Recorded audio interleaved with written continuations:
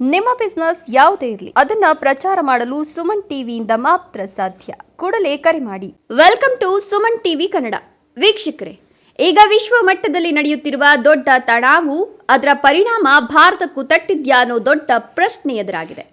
ಮಧ್ಯಪ್ರಾಚ್ಯದಲ್ಲಿ ನಡೆಯುತ್ತಿರುವ ಸಂಘರ್ಷ, ವಿಶೇಷವಾಗಿ ಇರಾನ್, ಇಸ್ರೇಲ್ ಮತ್ತು ಯುನೈಟೆಡ್ ಸ್ಟೇಟ್ಸ್ ನಡುವಿನ ಯುದ್ಧ ಪರಿಸ್ಥಿತಿ ಈಗ ಜಾಗತಿಕವಾಗಿ ದೊಡ್ಡ ಚರ್ಚೆಯ ವಿಷಯವಾಗಿದೆ. ಈ ಯುದ್ಧದ ಪರಿಣಾಮವಾಗಿ ಆಯಿಲ್ ಮತ್ತು ಗ್ಯಾಸ್ ಸರಬರಾಜು ಮೇಲೆ ಒತ್ತಡ ಬಂದಿದೆ ಅನ್ನೋ ಮಾಹಿತಿ ಕೇಳಿ ಬರ್ತಿದೆ. ಇದರ ಪರಿಣಾಮ ಏನಂದ್ರೆ, ಭಾರತದ ಕೆಲವು ಕಡೆ ಕಮರ್ಷಿಯಲ್ LPG ಸಿಲಿಂಡರ್ ಕೊರತೆ ಕಾಣಿಸ್ತಿದೆ. ಇದೀಗ ಚಿಕ್ಕಬಳ್ಳಾಪುರ ಜಿಲ್ಲೆಯಲ್ಲಿ ಹೋಟೆಲ್ ಮಾಲೀಕರು ದೊಡ್ಡ ಸಂಕಷ್ಟ ಎದುರಿಸುತ್ತಿದ್ದಾರೆ. ಹೋಟೆಲ್ಗಳಿಗೆ ಗ್ಯಾಸ್ ಸಿಲಿಂಡರ್ ಸಿಗದೆ ಪರದಾಟ ಅನುಭವಿಸುತ್ತಿದ್ದಾರೆ. ಬ್ಲಾಕ್ ಮಾರ್ಕೆಟ್ನಲ್ಲಿ ಕಮರ್ಷಿಯಲ್ ಸಿಲಿಂಡರ್ ದರ ಸುಮಾರು 3,000 ರೂಪಾಯಿ ದಾಟಿದೆ. ಸಾಮಾನ್ಯ ಮನೆ ಸಿಲಿಂಡರ್ ಕೂಡ 2,000 ರೂಪಾಯಿ ಆಗಿದೆ ಅನ್ನೋ ಆರೋಪ ಕೇಳಿ ಬರ್ತಿದೆ. ಆದರೆ ವೀಕ್ಷಕರೇ, ಹೋಟೆಲ್ ಮಾಲೀಕರು ಅಷ್ಟು ದುಡ್ಡು ಕೊಟ್ಟರು ಕೂಡ ಸಿಲಿಂಡರ್ ಸಿಗ್ತಿಲ್ಲ ಅಂತ ತಮ್ಮ ನೋವನ್ನ ವ್ಯಕ್ತಪಡಿಸುತ್ತಿದ್ದಾರೆ. ನಾಳೆಯಿಂದ ಕಮರ್ಷಿಯಲ್ ಸಿಲಿಂಡರ್ ಸ್ಟಾಪ್ ಆದರೆ ಹೋಟೆಲ್ ನಡೆಸಲಿಕ್ಕೆ ಬಹಳ ಕಷ್ಟ ಉಂಟು. ಇವತ್ತಿದೆ ಲಾಸ್ಟ್. ಇವತ್ತು ಸಂಜೆಗೆ ಏನಾದರೂ ಗ್ಯಾಸ್ ಬಂತು, ಸಿಲಿಂಡರ್ ಬಂತು ಅಂದ್ರೆ ನಾಳೆ ಓಪನ್ ಇರುತ್ತೆ, ಇಲ್ಲಾಂದ್ರೆ ಇಲ್ಲ. ದಿನ ಪ್ರತಿನಿತ್ಯ ಎಷ್ಟು ಸಿಲಿಂಡರ್ ಯೂಸ್ ಮಾಡ್ತೀರಾ? ಪ್ರತಿದಿನ 2-3 ಸಿಲಿಂಡರ್ ಇಲ್ಲ 3 ಸಿಲಿಂಡರ್. ಎಷ್ಟು ಜನ ಸ್ಟಾಫ್ ಇದ್ದಾರೆ ನಿಮ್ಮ ಹತ್ರ? ಸ್ಟಾಫ್ ಇದ್ದಾರೆ, 12 ಜನವರೆಗೆ ಇದ್ದಾರೆ. ಮತ್ತೆ ಬಾಡಿಗೆ ಎಲ್ಲ ನೋಡ್ಬೇಕು. ಇನ್ನು ಹೇಗೆ ಓನರಿಗೆ ತಿಳಿಸಿದ್ದೀವಿ, ಇನ್ನು ಮುಂದೆ ಏನು ಕ್ರಮ ತಗೊಳ್ಕೊಂಡು ನೋಡ್ಬೇಕು. ಇನ್ನೊಂದು ತಿಂಗಳವರೆಗೂ ಸ್ವಲ್ಪ ಹೆಚ್ಚು ಕಮ್ಮಿ ಸಿಲಿಂಡರ್ ಸಿಕ್ಕಲ್ಲ ಅನ್ನೋದು ಎಲ್ಲರಿಗೆ ಏನಾಗುತ್ತೆ ಅದೇ ಅಲ್ವಾ. ಲಾಸ್ ಎಷ್ಟು ಆಗ್ಬೋದು ನಿಮ್ಗೆ?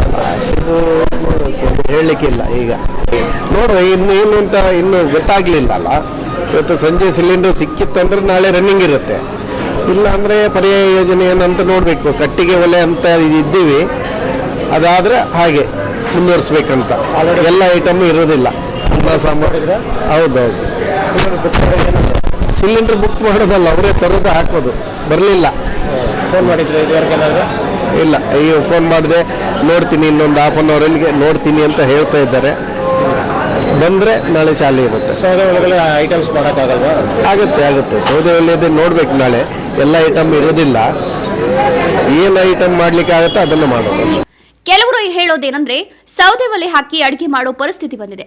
ಅಷ್ಟು ವೆರೈಟಿ ಊಟ ಮಾಡೋದು ಕೂಡ ಕಷ್ಟವಾಗಿದೆ. ಹೋಟೆಲ್ ಮಾಲೀಕರ ಮಾತು ಏನಂದ್ರೆ, ಇನ್ನೂ ಕೆಲವು ದಿನ ಇದೇ ಪರಿಸ್ಥಿತಿ ಮುಂದುವರೆದ್ರೆ ಹೋಟೆಲ್ ಹೇಗೆ ನಡೆಸೋದು, ಬಾಡಿಗೆ ಕಟ್ಟೋದು ಹೇಗೆ, ಕೆಲಸ ಮಾಡೋ ಹುಡುಗರಿಗೆ ಸಂಬಳ ಕೊಡೋದು ಹೇಗೆ ಅಂತ ತಮ್ಮ ನೋವನ್ನ ಹಂಚಿಕೊಂಡಿದ್ದಾರೆ. ನಿಮ್ಮ ಹೆಸರು? ಶ್ರೀನಾಥ್ ಅಂತ. ಹೋಟ್ಲ್ ಎಷ್ಟು ದಿನ ನಡೆಸ್ತಾ ಇದ್ದಾರೆ? 15 ವರ್ಷ ಸರ್. ನಾಳೆಯಿಂದ ಸಿಲಿಂಡರ್ಗಳೆಲ್ಲ ಸಿಗ್ತಾ ಇಲ್ಲ ಚಿಕ್ಕಬಳ್ಳಾಪುರ ಪೂರ್ತಿ. ಏನು ಮಾಡಬೇಕಂತ ಸರ್ಕಾರಕ್ಕೆ ಮುಂದೆ ಬರಬೇಕು. ಮುಖ್ಯಮಂತ್ರಿಗಳು ಕೇಂದ್ರಕ್ಕೆ ಒಂದು ಪತ್ರ ಬರೀಬೇಕು. ಆದಷ್ಟು ಬೇಗ ಬಿಕ್ಕಟ್ಟು ಪರಿಹಾರ ಮಾಡಬೇಕು. ಇಲ್ಲಾಂದ್ರೆ ಕೂಲಿ ಮಾಡೋರಿಗೆ, ಬಡವರ ಬಗ್ಗೆ, ಸ್ಕೂಲ್ ಮಕ್ಕಳಿಗೆ ತುಂಬ ಕಷ್ಟ ಆಗುತ್ತೆ. ನಮ್ಮಲ್ಲಿ 10 ಜನ ವರ್ಕರ್ ಇದ್ದಾರೆ, ಅವರು ಕಷ್ಟ ಆಗುತ್ತೆ. ಇದು ಹಬ್ಬದ ಟೈಮ್, ಯುಗಾದಿ ಹಬ್ಬದ ಟೈಮು, ರಂಜಾನ್ ಟೈಮು. ದಯವಿಟ್ಟು ಇದು ಕೆಲಸ ನಮ್ಮ ಕ್ಷೇತ್ರದ MLA ಮತ್ತು ಮಿನಿಸ್ಟರ್ ಸುಧಾಕರ್ ಅವರು ಏನೋ ಒಂದು ಸದ್ಯಕ್ಕೆ ತಾತ್ಕಾಲಿಕ ಪರಿಹಾರ ಹೇಳ್ಬೇಕಂತ ಕೇಳ್ಕೊಳ್ತೀವಿ ನಾವು. ಎಷ್ಟು ಸಿಲಿಂಡರ್ ಬಳಸ್ತಾರೆ ಬರ್ಡೇ? ಸರ್, ನಮಗೆ ಕಮರ್ಷಿಯಲ್ ದಿನ 2-3 ಸಿಲಿಂಡರ್ ಬೇಕಾಗುತ್ತೆ. ಈಗ ಒಂದು ಸಿಗ್ತಾ ಇಲ್ಲ.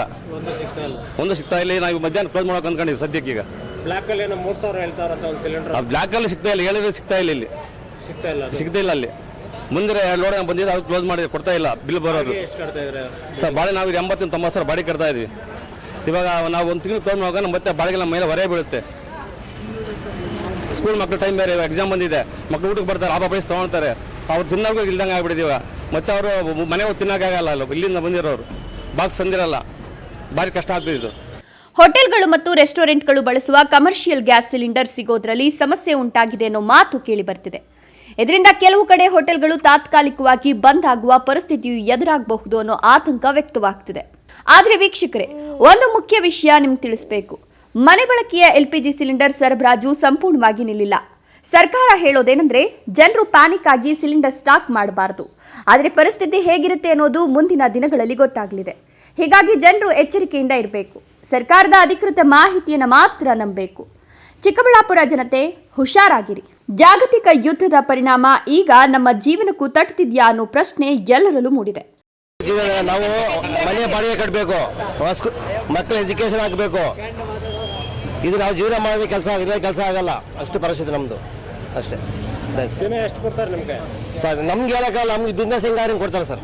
ನಾವು ಹಿಂಗೆ ನಾವು ಅವ್ರು ಎಷ್ಟು ಆದರೆ ಮಾಲೀಕರ ಹೋಟ್ಲ್ ಮುಚ್ಚಬೇಕಂತ ಓಟ್ರಿಗೆ ನಾವು ಇಷ್ಟು ನಾವು ಇಲ್ಲ ಮನೇಲಿ ಮಲ್ಕೋಬೇಕು, ಇಲ್ಲ ನಮ್ಮ ಜೀವನ ನಡೆಯಲ್ಲ. ನಿಮ್ಮ ಕುಟುಂಬದಲ್ಲಿ ಎಷ್ಟು ಜನ ಅವರೇ? ಸರ್ ನಾವು 5 ಜನ ಇದ್ದೀವಿ ಫ್ಯಾಮಿಲಿ. ಹೌದು ಹೌದು ಸರ್, ಒಬ್ಬನೇ ಸರ್. ನಾವು ಒಬ್ಬರು ಸಂಪಾದನೆ ಮಾಡಲಾದ್ರೆ ಕೆಲಸ ನಾವು ಅಷ್ಟೇ ಮನೆ ಮಲ್ಕೋಬೇಕಷ್ಟೇ, ಜೀವನ ನಡೆಯಲ್ಲ. ಸಿಲಿಂಡರ್ ಈಗ ಮನೆ ಸಿಲಿಂಡರ್ ಕೊಡ್ತಾ ಇಲ್ಲ, ಬುಕ್ ಮಾಡಿ ಸಿಲಿಂಡರ್ ಸಿಗ್ತಾ ಇಲ್ಲ, ಹಾಗಂತ ಮಾಡೋದು ಹಾಗೆ ಅಷ್ಟೇ ಪರಿಸ್ಥಿತಿ. ಎಲ್ಲಿ ಅಲ್ಲ ಸಿಲಿಂಡರ್ ಇದ್ರೆ ನಮ್ಮ ದೋಸೆ, ಇಲ್ಲ ಅಂದರೆ ಇಲ್ಲ, ಮನೆ ಕೆಲಸ ಓನರು ಅಷ್ಟೇ. ನಾನು ಜೀವನ ನಡೆಯೋದು ಹೆಂಗೆ ಅಷ್ಟೇ ಹೇಳ್ತಾ ಇದ್ದೀವಿ ಸರ್ ನಾವು ಪರಿಸ್ಥಿತಿ. ಇದರ ಬಗ್ಗೆ ನಿಮ್ಮ ಅಭಿಪ್ರಾಯ ಏನು? ಕಮೆಂಟ್ ಮಾಡಿ ತಿಳಿಸಿ. ಇದು ನಿಮ್ಮ ಸುಮನ್ ಟಿವಿ ಕನ್ನಡ.